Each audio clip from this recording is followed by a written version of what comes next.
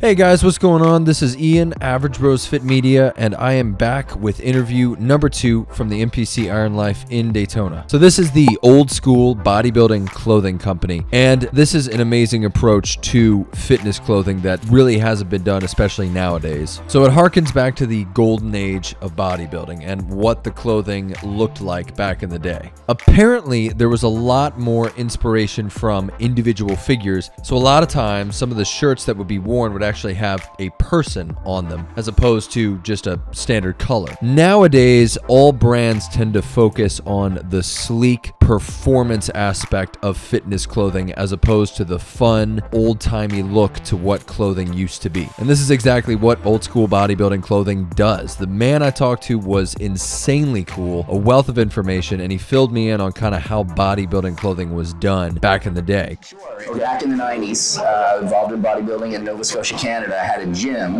was importing clothes from Gold's Gym, World Gym, Powerhouse Gym into Canada. It was very expensive. Yeah. So I thought, I'll just draw my own character and launch my own clothing line instead of importing. So I did that, and that lasted all through the 90s. I had a gym called Bruno's Gym, and the character on our shirts was called Bruno. Okay. That's how when it came about. Yeah. So 25 years later, decided to relaunch a clothing line after leaving wealth management. Took Bruno, brought him forward, kind of cleaned him up a bit for the modern day, and called it Old School Bodybuilding Clothing Company. You were telling me kind of back in the day with the old school stuff, how does it differ from what shirts are nowadays or fitness clothing has become? Because you were talking about it, you're bringing back something that existed then, but kind of changed with like Gymshark, Alpha Elite, the main clothing. Yeah, Under Armour, Nike became the predominant gym clothes, where little logos from sneaker companies. Yeah, that's all it is. It's just right there. Yeah, they weren't bodybuilding clothing companies anymore. They seemed to disappear a little bit. Now, there's been some that stayed. There's been some good ones that stayed, but I just wanted to do something that looked a lot more like the Gold's Gym, World Gym, Powerhouse Gym style logos that I grew up with, that we grew up with. And by calling it old school, that whole generation that grew up in the 80s and 90s in the golden era of bodybuilding, they loved this kind of stuff. So it's really been successful. It's been a lot of fun. But it's cool because it educates people like me who may be exposed to all this. A younger generation, like on social media. Right. So we see all that stuff, but I like the character, like the actual bodybuilding. Yeah, but if you have somebody you look up to in bodybuilding, you get these shirts as a way to kind of show sort of your motivation, I guess. It's your sport. Yeah, if it says Under Armour, you might still be bodybuilding, but it's the same thing the guy who was playing golf was wearing, right? So that's awesome. Yeah, and it's more specific. It is. And when we do 1975 on our shirts, we all say established in 75. That's not about our company. That's about when the old school bodybuilding really took off, because Arnold won his last Olympia. Yeah. Well, he won his 6th Olympia. He did win one more, but I always say he actually won 6. Well, I was going to ask you that. So did he win 6 or was it 7? I think he won 6. Okay. He was awarded 7. Okay, because when you look it up and you will see controversy. You'll see controversy. You'll see 7 mainly. It's always 7. He really did win 7.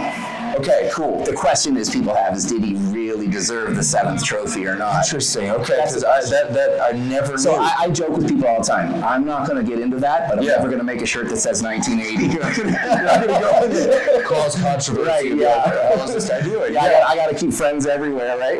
Oh, that's so cool. And then what did you do before you started? You said you owned the Bruno. So I was in gym business, training people, putting them on stage, prep coach, owned a gym, had a clothing line. That was the late 80s and 90s after a degree in exercise physiology. That's what I did. Yeah. So after that, I then left and became a wealth management advisor for 20-some years and did that. When I left that, I came back to my roots, which is bodybuilding. Oh my gosh. Yeah. So that's awesome. Yeah. So we brought old school clothes that we brought forward to the modern day. I'm gonna grab this shirt right here. Oh no, this is the one. That's our most popular one. Okay.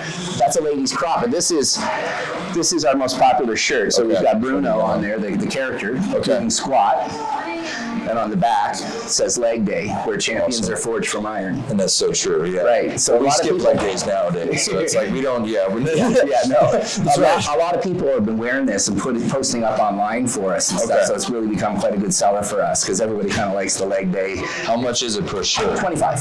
That's not bad. That's awesome. Okay. So that's it. Yeah. And then there's the crop. Okay. And that's a ladies' crop top. Okay, awesome. And that's the Coke Zero logo. Which some dudes I'm sure would still like to, right. So we did Coke Zero is my favorite diet soda. Yeah. So I stole it. Yeah.